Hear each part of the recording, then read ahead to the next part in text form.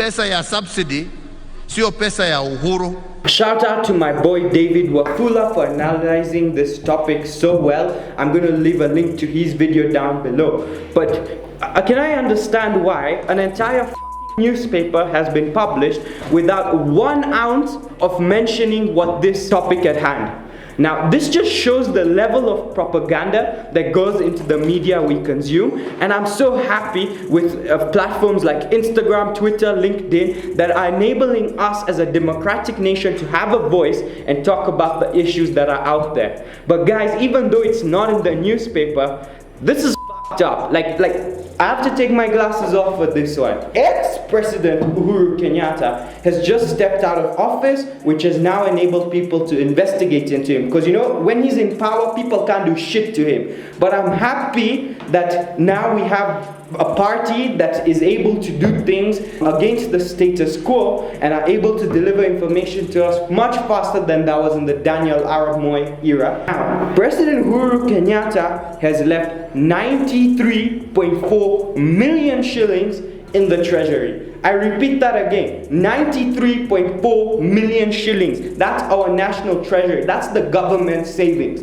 And as David Wafula says so comically and so well, that is not a treasury, that is a bank account. 93 million cannot even construct a road or bypass. That is the treasury William Ruto has inherited.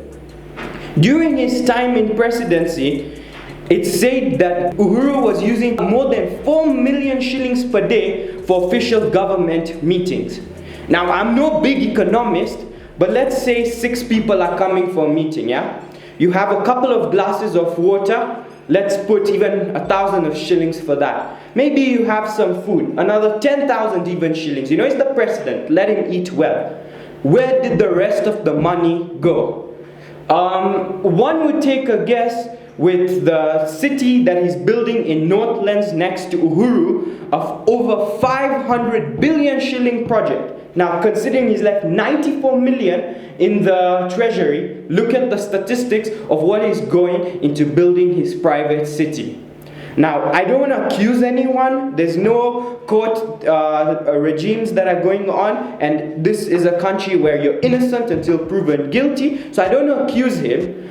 But as a president, you should still be held accountable because it's your responsibility to take care of the people of this republic. I mean, how can you be spending 4 million per day when you have people in your country who are crying for food, who can't even afford a piece of bread, but you're taking out 4 million to go do your own personal project, which seems like the case.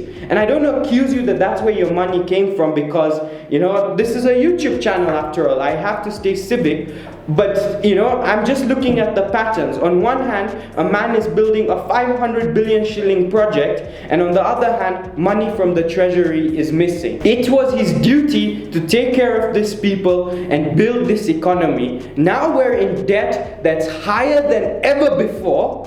Like, the taxation rates are going so crazy, and it's going to start affecting industry because the tax rate is going to keep on increasing. New duties, new excise, the rates will increase, which will make us less competitive as a nation, enabling countries which are hustling and their economies are growing, such as Uganda and Tanzania, to catch up. Now, Kenya is meant to be the hub of East Africa. Why is it that commodities of certain goods are much cheaper in countries like Uganda and Tanzania? We have to ask ourselves, a man, look at this video how he's talking like a drunkard. Wako tiari.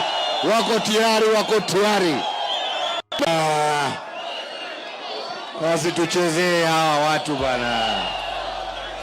Was allowed to rule our country. Serious reforms need to be made before Africa is able to step up to the world economies such as America, Germany, USA. Because in a country where a president is allowed to walk in and out at the time he wants, is allowed to command things as he wants, has unlimited access to funds, and then things are not getting done at the same time. Okay, it's fine. Use your 4 million for your meetings. Use your X amount for this and that. But what progress have you made? Inflation is higher than ever. Fuel prices are so high that before, like realistically speaking, with 2,000 Kenyan shillings, I was able to go from my house to Rift Valley on a trip. Nowadays, that 2,000 shillings is not even enough to get me from house to work to back. That means I just need a salary of 60,000 shillings to simply commute to and from work. You guys know the price of ugali. Yes, now William Ruto is working on subsidizing the flour. But had things been done from the first place, the subsidy would not be needed. And do you know how dangerous subsidies are to an economy? Because they create the price to be artificially lower, which means the supply stays constant but less demand, and then as a result, the prices, it creates these shortages which in the long run will cause even more ripple effects onto the prices. Now, we just hope that now William Ruto is able to step into place and work on his manifesto in Hustlers Nation that I'm proud to be part of, and we can see how the economy moves forward. But seriously, if 93 million is actually left in the treasury, I want two people to answer some questions, if they can, to us, the public who have voted for you. Number one, to the media.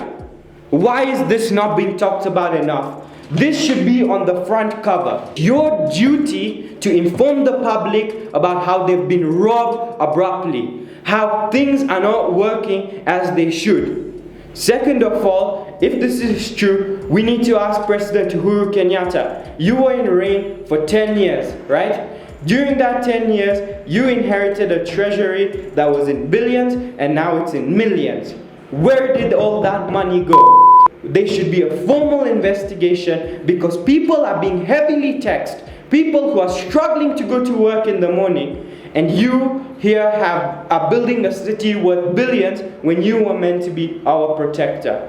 Sorry, I'm a bit frustrated. If these are the kind of rants you like, if these are the kind of political analyses that you like, hit that subscribe button, hit that push bell notification button, and watch my better light-hearted video about Ruto's manifesto mentioned at the United Nations Assembly.